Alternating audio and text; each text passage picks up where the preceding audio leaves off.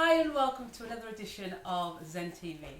Joining me on the couch we've got G-Man, Cal Callery, Chevalier Douglas and Damon Haig. Welcome to you all, gents. Thank you. Thank you. So we're discussing news that matters. We're doing real talk. Some of the stories that's got our attention throughout the week, whether it's gone viral, whether it's something that's just resonated, whether there's something that doesn't quite add up. We're going to start with you, G. Let's talk about, in inverted commas, the Boston bomber. Well, before we talk about the inverted commas Boston bomber, I've got to say welcome to my brother, who's clearly my twin, sitting in the corner, Yes. who's been away for a few. I'm sure he'll explain to us where he's been, and it's not sunny Mallorca, but it is Well, it sunny was Mallorca. sunny. But it's, It was sunny. it It was was sunny. Yeah, but it was, Didn't get to see much of the No, but we're talking in a bit about the young man. Yeah, you mentioned about the Boston bomber. I'm going to sit up now because it's actually got my attention. I remember when me and Mr. Hagster went to Dubai 2013 and was watching all the footage about the Boston bombing. It was all kicking off at the time and stuff. And then, you know, only a few weeks ago we've had the trial. And the general public, you see, tend to believe what they see. Not saying it isn't true. Like, for example, if you go back in time and you watch the Superman movie in the 70s, it was believable because the previous Superman movies, you could see the strings. So they remove the strings and it becomes believable. So you believe a man can fly, okay? Fast forward to this generation, whatever they see on telly, because they've removed the strings, people believe what you're seeing is true. They believe when you see a court case, the conclusion will be fair, regardless of the conclusion. So back to this young man. They couldn't try his brother because his brother was shot by them when they were both on the run from the police. Now people think to themselves, if you're not guilty, then why do you run? My argument is this, right? If you look at what's been happening in the news regarding the police, many times when people stand and discuss with the police, they end up in a body bag. So, you know, if you're a man with a tan 365 days of the week, be careful if you stand and talk to the police. So I can imagine them running, right? Remember as well that these two brothers had a lot to do with the secret services, you know, like the CIA, the FBI. For whatever reason, they were involved with them. In what way? In what way were they Well, involved? they were under surveillance or watch list, yeah. watch list. Yes. Now that's the thing. You see, when you start to look at some of the situations and bombings and explosions and troublesome people, they're always on a watch list. Why are they just watching them and not doing anything about it until after they have so-called done something? So anyway, back to these two guys. They killed his brother. He is unarmed, the one that they tried a few days ago. He's unarmed. He sneaks into a boat, right, that's parked in somebody's backyard. He puts this covering on top of him. He's got no weapons. They start to shoot him up in that boat. He comes out the boat with his throat cut, right? Now, I don't know any marksman out there that can shoot somebody to cut the throat of a person with a gun and a bullet. Yeah. But he comes out and he can't speak. He's lost the power of speech because they cut his throat. Do you think that's deliberate then? Well, let me phone a friend, right? Then go back even further. Before they'd even captured him, if I'm not mistaken, this guy's cousin was travelling in a car. They stop the car and they tell him to come out the car. And he comes out the car and they go, oh yeah, come out naked. Right? Now, look at the brothers all here now. Imagine to yourself, you're stopped by the police. I was stopped a few weeks ago because the police were telling me that when they were driving behind me, my number plate was getting further and further into the distance. Right? To the point where it was 90 odd miles per hour into the distance. But I'll go on average over 2 miles, but that's another story. So, if they ask you to leave the car naked, right? Why? Is it because they want to see if the truth about black people? You know? That they got big tonsils? What is the truth? Big What is tonsils. that? You see? When you let leaves like that, your tonsils extend, especially in the right light. You see? So, but he came out the car, they put him into the back of the police car, and a few weeks later they asked the question, whatever happened to this guy, the cousin of the alleged Boston bomber? But I say alleged because I don't believe it. But anyway, Let's pause there. Why? Why don't you believe it? Because he didn't do it. Okay, that same cousin, they asked the question, whatever happened to him, the police turn around and says, oh, he died in police custody. There's no from walking naked to the car to being driven away, he dies in custody, and that's it. And the general public doesn't bat an eyelid. Back to him. When you look at, say, the bomb, right? The bomb was supposed to be a pressure cooker bomb. That's supposed to do it. And I'm not being funny, right? That how to do a pressure cooker bomb, I don't know. Maybe these guys did. Okay? They show you footage of one of the casualties being wheeled away from the scene with in a wheelchair and both legs blown off, exposed knees, knee joints, bones, no blood, no nothing. It was, orchestrated. Well, they pointed out a few weeks later, some incredible, clever people looked and said, this man is an actor for the army. He lost his legs in some kind of campaign. I'm not sure if it was Iraq or Afghanistan or whatever. So he lost his legs. So they used him for military filming. You know, how to move people who've had limbs blown off. So he's often used. He was used in the bombing, the Boston bombing situation. He's on. You Google him, you'll find that he exists. It's not even a real. It's a real person, but he wasn't a real victim of the bombing. So if he isn't a real victim of the bombing, then the whole thing was an exercise.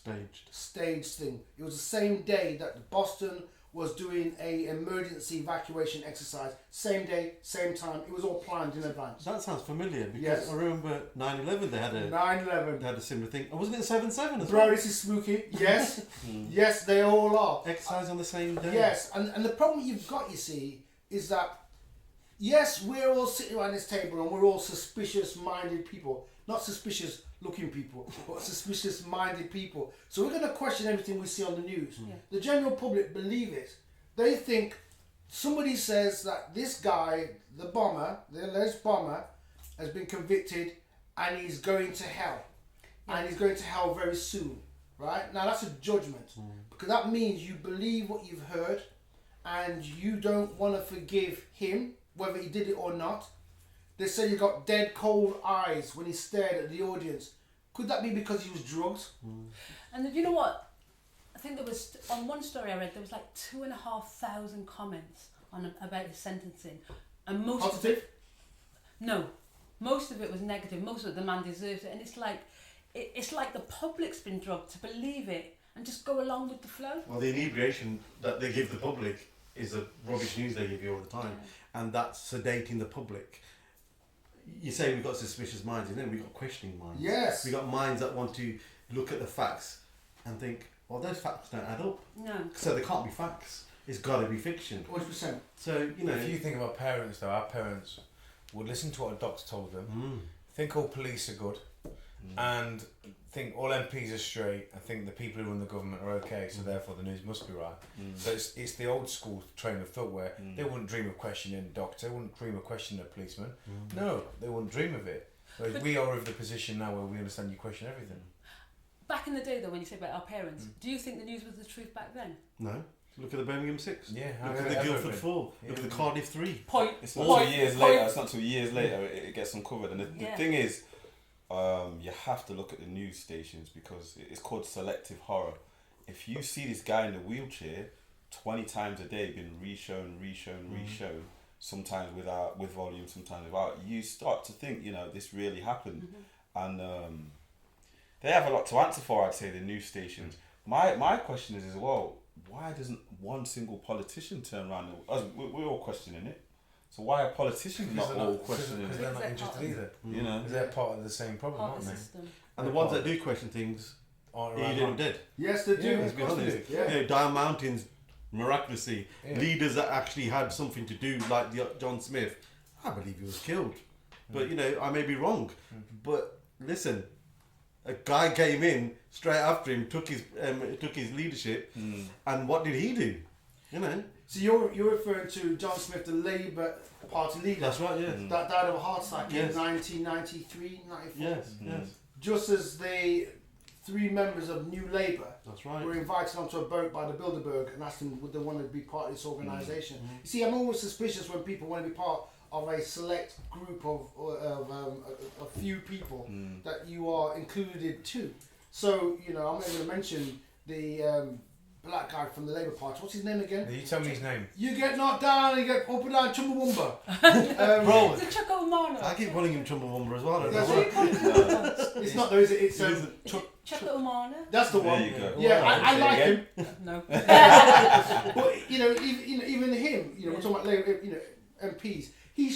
Labour should be about the people. Yeah. And he didn't want to have people looking deeply into his own personal business. Now, you can't be a Labour leader and not have people looking personally into your business. I mean, I don't really want to know the fact that he is part of an organisation. I think you called it an old boys club.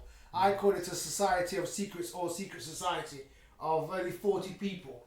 And it's behind the Bank of England, and he was one of the 40 people. That's clearly a person. Personalised key for it. Yes, which tells you that you clearly are a person who's being groomed for the elite. That's not like part of the 99. That's part of one. You know what I'm saying? So I look at the way this world is. People turn a blind eye to realities if it affects their climbing their reality. But we need people who are selfless, who say. Somebody said to me, "Do you realise that the more you guys speak, one day you may be a target?" And my argument is, So be it. if you're not a target, you're in the wrong game. Yeah, of course. You know, because we're not. It's wrong what they're doing, and they have got the authority and the power to do right. They choose to do wrong. This guy will be executed by lethal injection. So you think about it. He killed people. So they say you're wrong. We're gonna kill you. That's my point. So what he's supposedly have done, they're gonna do the same thing. You see? Surely, if this guy is a terrorist, Yes. why would you not just question him for the next 10, 15 years? 100%. Get the intelligence. Why would Glean the you not? information. Why Yes. would you not? Why would you want him dead? Yes. You know? I remember, sorry to cut you, bro. Go on. I remember when, you go back in time, you got the two major gangs in LA, Crips and the Bloods. The guy that was the head of the Crips, if I'm not mistaken, was Tookie Williams. Yeah, yeah. Big old some unit. Yeah. Nobel Peace Prize winner. Yeah. He was nominated over 5 times. Yeah, great book. Read the book. Yes. Yeah, yeah. And basically speaking, they choose to execute him for a murder that they said he was convicted. Well, he was convicted of a murder in their law, their courts, that he had done in 1979 in a 7-Eleven. So they execute him in 2004, 2005, so that kind of period. And I remember the governor was Arnold Schwarzenegger, and he could have said no. This was a man that brought peace to the States Yes. amongst gangs. Yes. Winnie Mandela went over there many times to ask him, how do you tackle gangs? This man was effective. So he was rehabilitated. And then now they killed him with their lethal injection. And his last words to the nurse that was trying to inject him, because it took her 15 minutes to try and find his vein. All these people watching. And he says, "Madam, do you mind please hurrying up?" Wow. Brave man. And the system could have changed it. They could have commuted it to life. But Arnold said because he didn't admit his guilt, they had to put the system through. From that moment to now, I've never watched an Arnie film. I refuse to watch it. Because if you get the opportunity to change something, do something. Don't just take their money and become like them. And again, though, sorry, one last thing. It's the same with Osama, though. If this is the guy, the lead terrorist in the world, why would you not stand him on trial? Where's innocent to proven guilty? Where's all that? Why would you not want to know all this intelligence? There you are. Because now they're going to chase it for years trying to find out networks and stuff, and then they bury him in the sea. The traditional In the sea. Muslims You burial, said that bro. word Traditional Muslims burial. We've all met people that are Muslim and have died and they've been buried at sea. We've all gone on the boat parties to the sea. I think they did it in the river. What's the name? Denial. It's in Egypt. That's a brilliant one. Which the one? Yes, the river Denial. It's nonsense. We're going to leave it there. We're going to pause there, gents. We'll be back.